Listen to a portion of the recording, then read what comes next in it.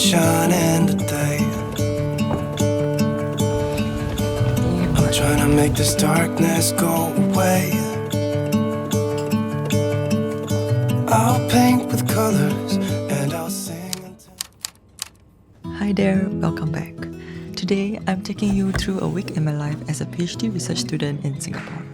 From long hours in the lab to experiments that fail more often than not, this is the honest version of PhD life. On Monday, we are running qPCR, a common technique to measure gene expression at the RNA level. I mix my cDNA samples with primers and master mix into a 96 well plate and then transfer everything into a 384 well plate. But trust me, with so many tiny wells, it's really easy to make mistakes if you're not careful. Once that's done, the plate goes into the qPCR machine and then it takes over from there. And while the qPCR is running, I'm doing some cell culture work, changing the media and passaging a few cells to keep them growing. Personally, I prefer animal work, but for this stage of my project, there's a lot more cell culture involved, unfortunately.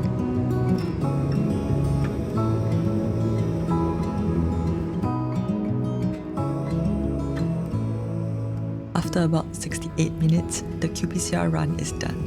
I've exported data for analysis, and that's pretty much it for Monday. I like to cook something simple for dinner because I find outside food too oily to consume at night. One of my favorites is fried scrambled eggs with sausages or ham in a wrap. Quick, filling, and not too heavy. My mom actually bought this 3-in-1 pot from Taobao that I can use for boiling, frying, and steaming. I really love the convenience and I end up using it almost every day. It's really nice to have a little routine like this after a long day in the lab.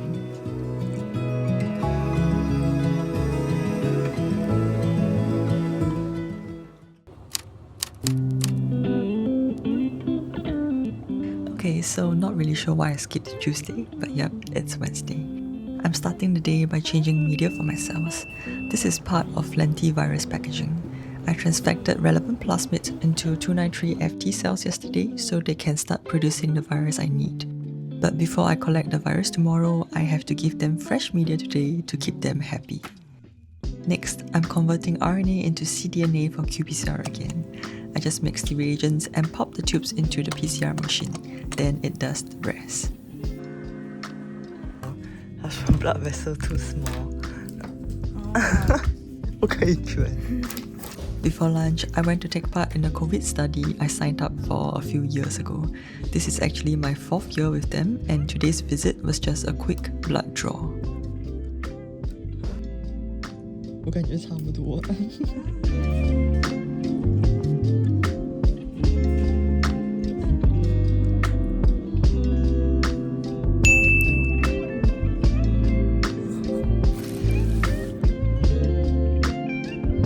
After lunch, I started loading a plate for qPCR yet again.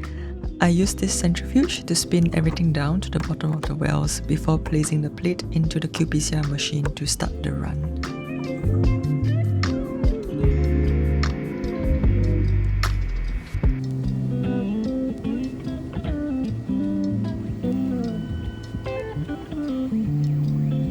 For today's cell culture, I'm seeding cells for an experiment. First, I mix some cells with trypan blue dye that differentiates live cells from dead ones, then load them into a cell counter slide. I didn't film this part, but the slide goes into a cell counter machine which estimates the total cell number. From there, I take what I need and seed them into a 6-well plate. As for the rest of the cells, I'm freezing them in the -80 freezer using these cryo valves you see here. This way, I don't have to maintain them and I can thaw them out whenever I need for future experiments. Before I end the day, I headed to the animal facility to set up breeding cages for my rodents. To maintain our rodent line for experiments, we refresh the breeders about every 6 months. Of course, if we need more rodents for experiments, we'll breed them more often. But right now, I don't have active animal experiments, so I'm just maintaining the strains we already have.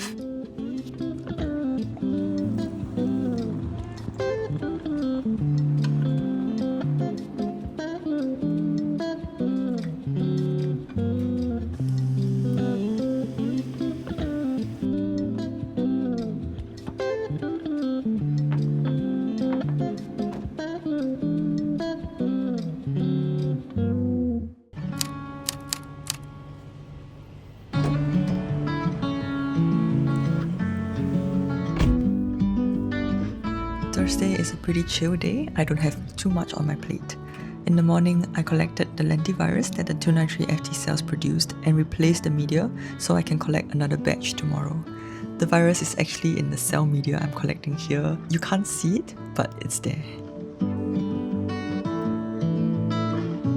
Since I had some free time, our research associate asked me to help autoclave some lab equipment after they were washed in the washer. We are a small lab, so we do all the washing and autoclaving ourselves.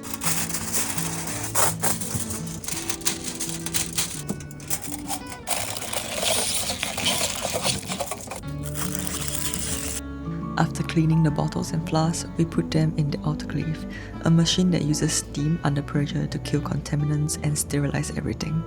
We also autoclave things like molecule water, PBS, LB broth, and LB agar. For the last experiment of the day, I'm coating ultra small polystyrene beads with a phospholipid signal that's normally found on dead cells. Once coated, the macrophage cells I work with can recognize them as dead cells and engulf them. This process is called efferocytosis and is exactly what I'm studying for my PhD.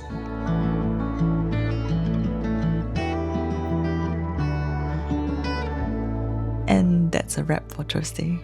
I finished a bit earlier today, so I went for a run when I got home and ended up trying to outrun the rain. Now it's raining, but I need to cross the road. So the situation is I'm going to dash across the road. Oh my god, okay, should I go?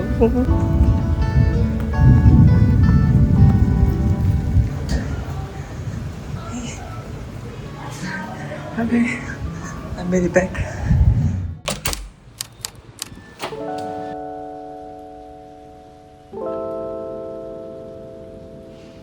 Friday is my favorite day of the week. Well, because it's Friday. In the morning, I collected the final batch of virus from the 293 FT cells. They have been working hard for me all week. After collecting both batches, I pass them through a filter to remove any cell debris. Then I add a lentivirus concentrator so the virus settles at the bottom of the tube. Next, I'm extracting proteins from cells. I add Ripper buffer to lyse them and then scrape them off the plate since they are attached at the bottom. After transferring them into 1.5ml tubes, I use a sonicator to break up any remaining clumps and make sure the proteins are fully extracted.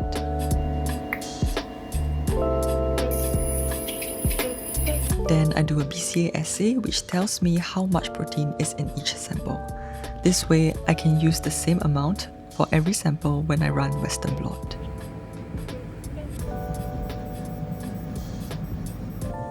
Next, I set up the Western blot. I assemble the gel cassette into the electrophoresis tank and fill it with running buffer. Then I load equal amounts of protein from each sample into the wells and run an electric current to separate the proteins by size.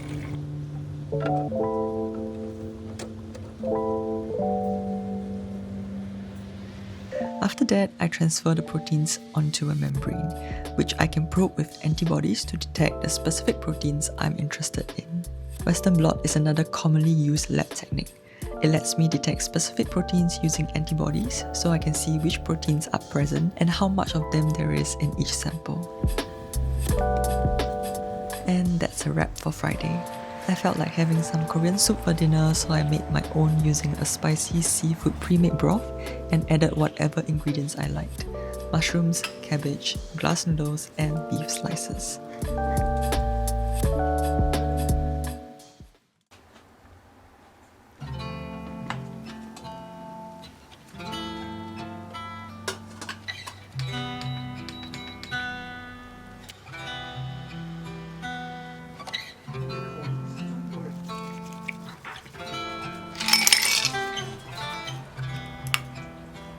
For this Saturday, I'm heading into the lab for a while after enjoying breakfast.